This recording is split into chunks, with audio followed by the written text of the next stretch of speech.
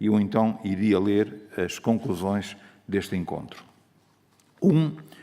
A rede capilar de serviços sociais prestados pelas IPS em todo o país, a todos, mas preferencialmente aos mais desprotegidos, desde o litoral urbano às periferias despovoadas do interior, corresponde, sublinho, a um mandato e possui um fundamento constitucional integrando a arquitetura do modelo português de proteção social.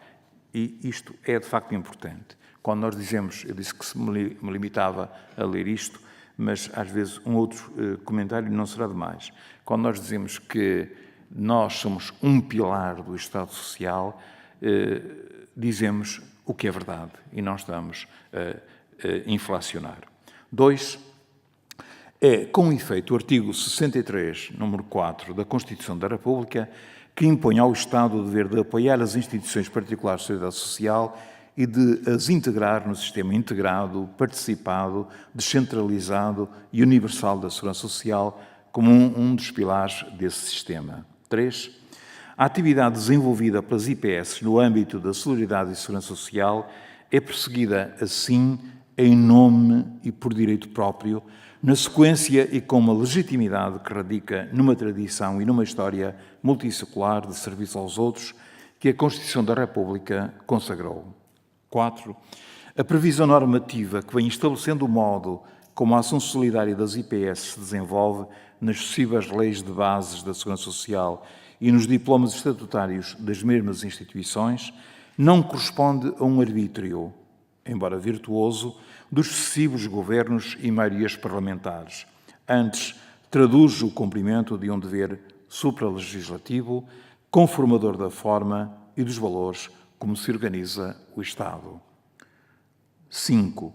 Tal dever impõe-se a todas as forças políticas que se vão revezando no exercício do poder executivo, inscritas no âmbito dos valores e princípios constitucionais no chamado arco parlamentar.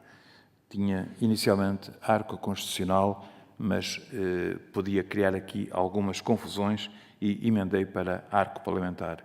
E uma das confusões é porque poderia alguém vir dizer que houve um partido que não aprovou a Constituição e, portanto, por isso é que digo arco parlamentar e não arco constitucional. E um outro comentário, porque este é nosso ADN, é que todos nós, e não é apenas a direção da CNIS, todos nós cooperamos lealmente, independentemente do governo que foi constituído no Parlamento. Cooperamos com todos os governos. 6. A ação das IPS não é, pois, desenvolvida por delegação do Estado, em vez do Estado ou por favor do Estado, constituindo, pelo contrário, um pilar à parte do Estado no prosseguimento do bem comum. 7. É por tal razão que a articulação entre as IPS e o Estado, no que a ação social diz respeito, não é uma, e sublinho, não é uma relação de complementaridade, mas de parceria e cooperação para que nenhum dos pilares se desequilibre e faça desarticular-se a estrutura. 8. Não é só a razão formal do imperativo constitucional que impõe o papel acima descrito para as IPS. Elas asseguram serviços sociais de qualidade com a proximidade que permite o foco na pessoa do outro e com a humanidade que assegura a solidariedade concreta, direta, pessoa a pessoa. 9. E serviços também mais baratos. Mas peço atenção para aquilo que eu vou dizer.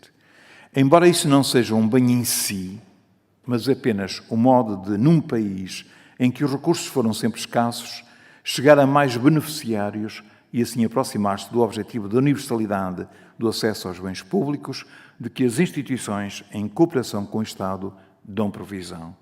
E por alguma razão chamei a atenção para aquilo que iria dizer a seguir. Porque às vezes foca-se só o aspecto de serem serviços mais baratos e por isso é que o Estado nos aproveita.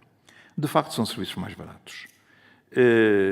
E até, diria, demasiadamente baratos, porque nem sempre o Estado cumpre a sua obrigação, as suas obrigações.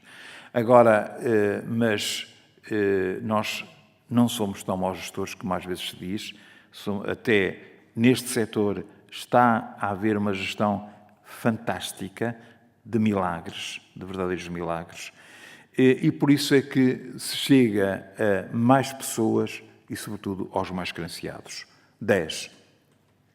Esta otimização de recursos disponíveis, de modo a possibilitar melhores prestações sociais, assentes nas relações custo-benefício e qualidade dos serviços, constitui, aliás, objetivo explícito constante do Pacto de Cooperação para a Solidariedade Social na sua cláusula segunda 1. 11. Ainda a este propósito, importa desmistificar a alegação, normalmente apresentada de forma hostil, de que são avultados recursos públicos afetos à política de cooperação. A seguir, falarei em números. Exatamente. E peço atenção a um dos números que passo a citar. A um, não a todos.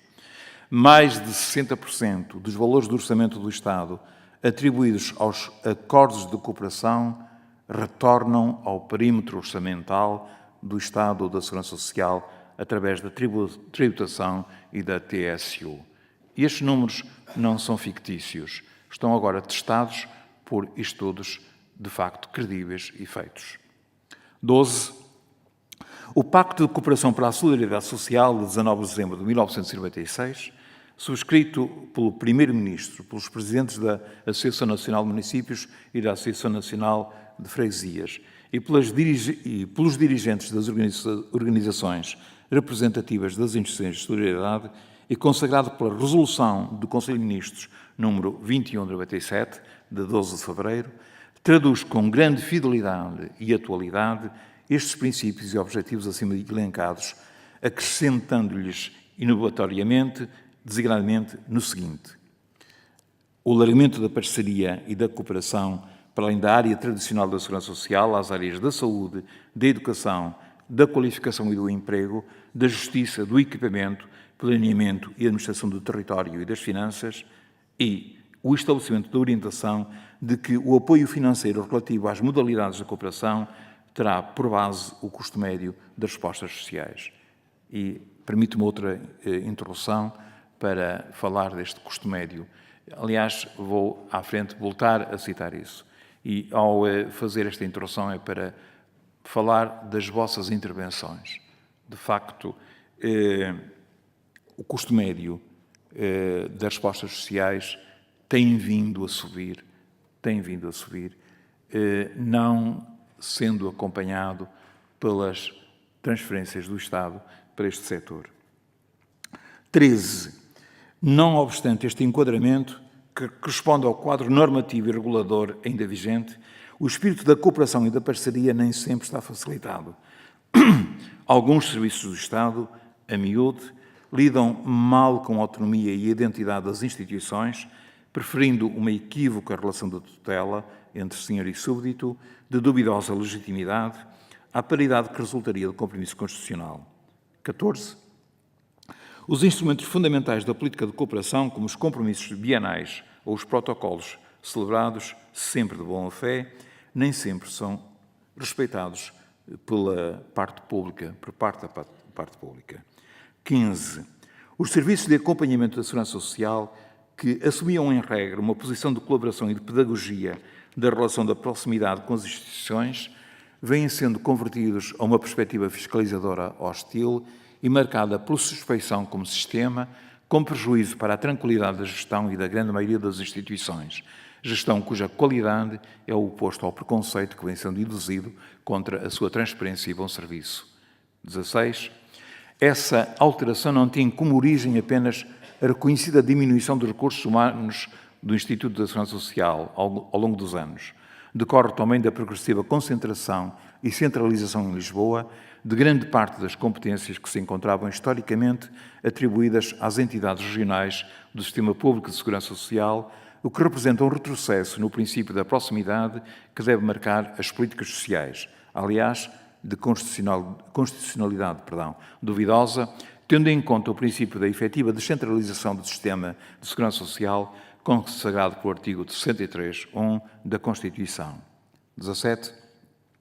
Razões que porventura possam valer para justificar a unificação centralista do sistema de pensões e das prestações do regime contributivo não só não valem, como são incompatíveis com os princípios da ação social, como a flexibilidade e a proximidade. 18.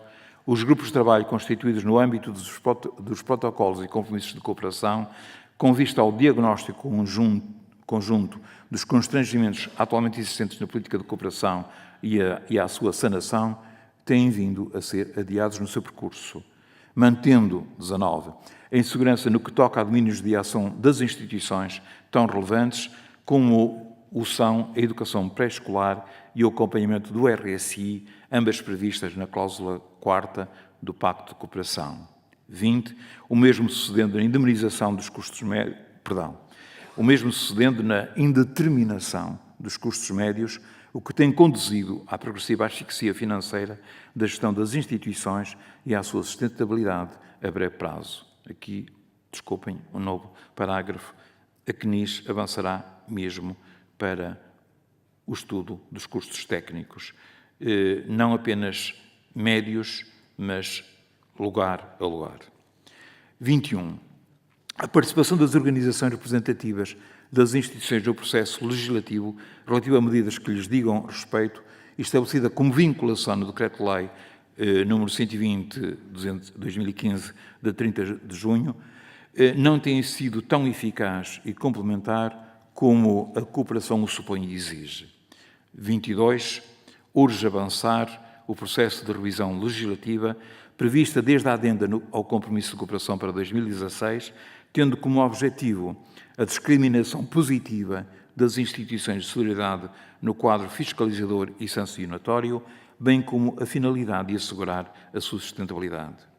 23 e último, e para mim fundamental, as instituições não transigirão nunca, mesmo perante todas as dificuldades, no que respeita ao cerne da sua matriz, garantir o acolhimento preferencial das pessoas e famílias em situação de maior desfavorecimento. Tenho dito.